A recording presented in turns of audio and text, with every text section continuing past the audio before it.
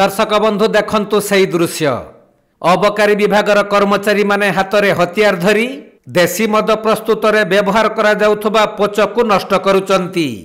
गोटिए बेरेल की दुई बेरेल नुह थाक मारी रखा जाइची बेरेल बेरेल देशी मद आउ पोच।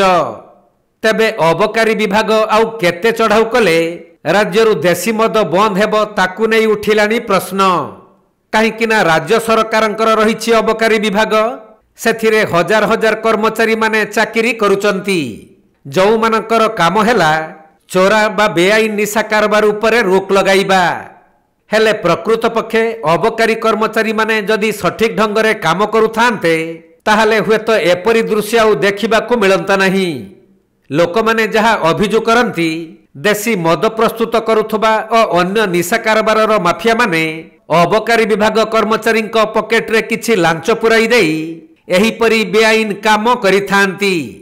जेपरी एक घटना 2 दिन तले देखिबाकू मिलिथिला जे केन्दुझर जिल्लार अबकारी सुपरिटेंडेंट एवं चंपुआ अबकारी थानार एएसआई जणे मद व्यवसायी ठारू टंका लांच नेउथवा बेले धरा पड़िथिले।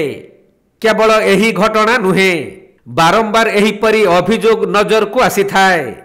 हेले जेहेतु अबकारी कर्मचारी माने सरकारी चाकिरिया तेणु सरकार निर्देश को भी मानिबाकू पड़िबो।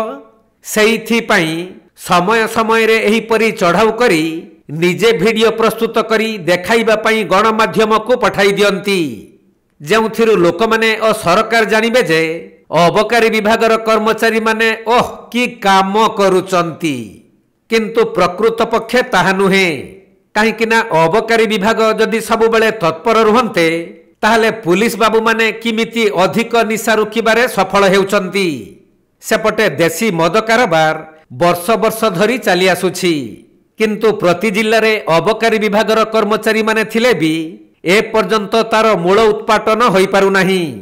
जदि सठिक ढंगरे अबकारी कर्मचारी माने काम करुथांते ताहले एते देशी मद आसुछि कुआडू। केवल लोक देखाणिया कां भां धरपगड़ चलुथवा बेले जदि एही देशी मद बेपार बंद हो जाए ताहले अधिक क्षति रे अबकारी कर्मचारी माने पड़िबे बोली लोक माने कुहा कुही होंती।